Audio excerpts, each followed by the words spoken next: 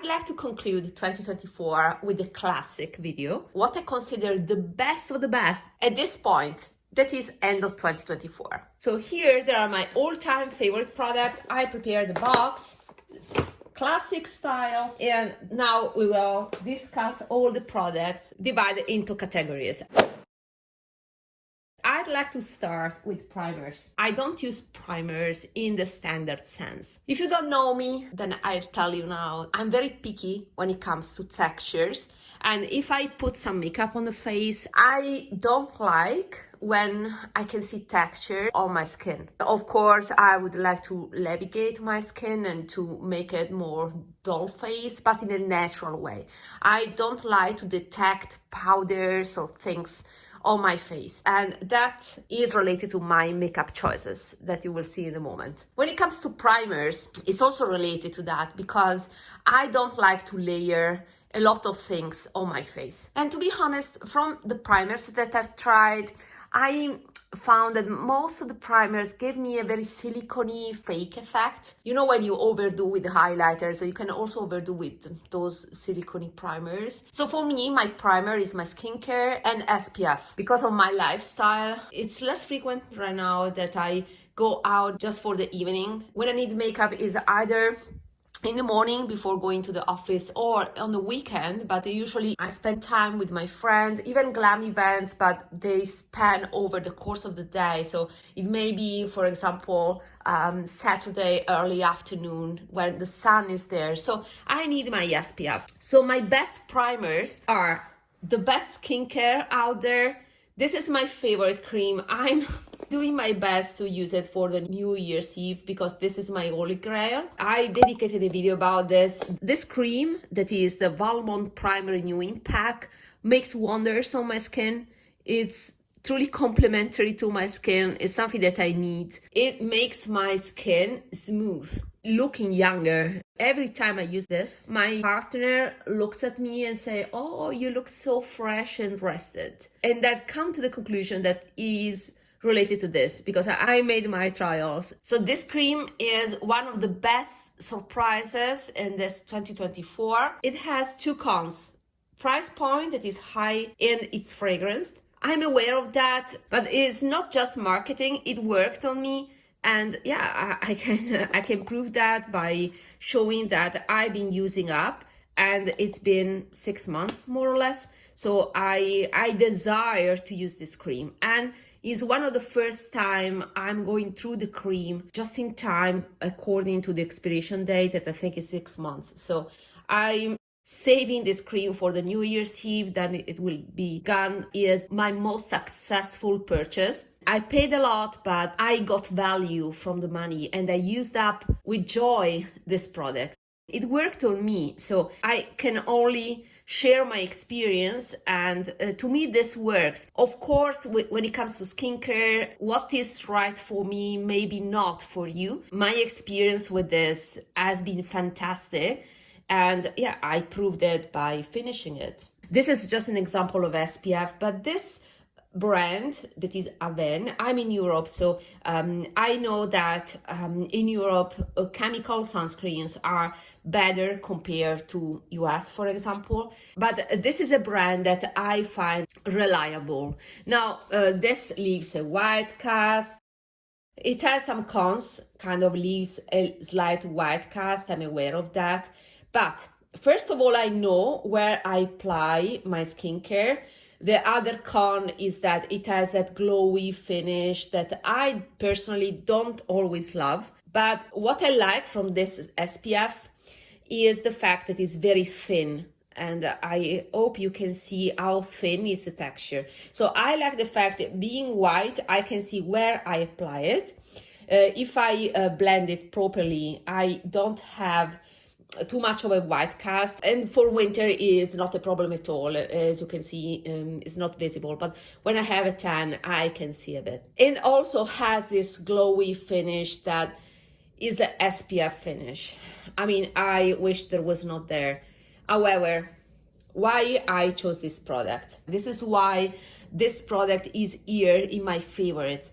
is because I have a detector of the efficacy of a SPF by my brown sunspot that I have on one of my cheeks. When I use this, that brown spot stays there with the same intensity. When I use other SPF, that includes some other Korean SPF, that brown spot becomes darker. So I rely on this European one. There are other Japanese SPF that are reliable. Unfortunately, not all the SPF keep my skin clear. So when I find something that has a lovely texture and is reliable, it doesn't make my spot to be darker, then that is a keeper. I will finish this. Maybe I will try, of course, the newest from this brand, but I will stick, I think, to this brand because it's one I can rely on. So these are my two skincare / primer best of the best products for me.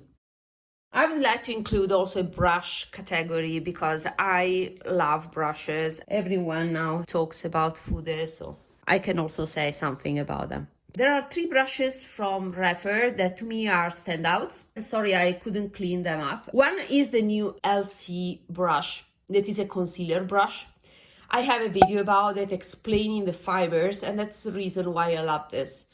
I like the shape, but the standout point of this brush is the fibers that are synthetic but very thin. It's becoming my favorite concealer brush, especially with very lightweight consistencies. So this pairs very well with a fluid concealer like the Valentino one. This one is in LIGR2, is perfect for this time of the year to me.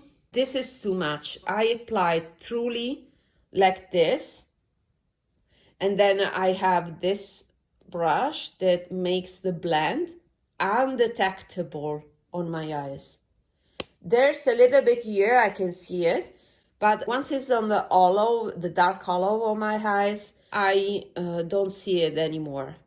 This pairing is the best way to use up this Valentino concealer. So this is the best brush that I found to deal with these very fluid concealers. This is too much build up now for my preferences, but it's the type of fibers that to me are very promising to deal with these quite fluid type of concealers. Being so thin, I don't see streaks at all. So it's a standout and the best concealer brush I've tried this year.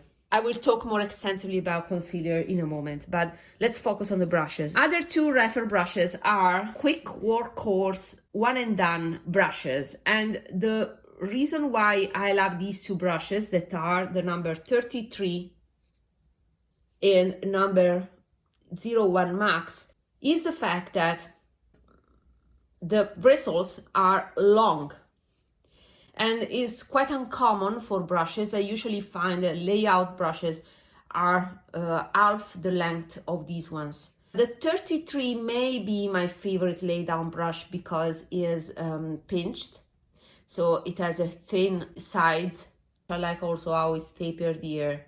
So it's perfect to lay down the eyeshadow. This is my favorite for one and done eyeshadows. That is my preferred way of applying eyeshadow. One and done and a tad of shimmer. That is my everyday, but also my favorite way of applying eye products.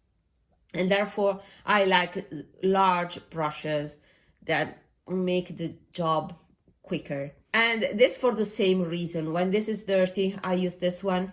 This is more versatile because it allows me to blend. If I want a perfect blend, I will use a Sonia G blender, to be honest. So these are just lay down brushes, alternatives. Let me check one thing.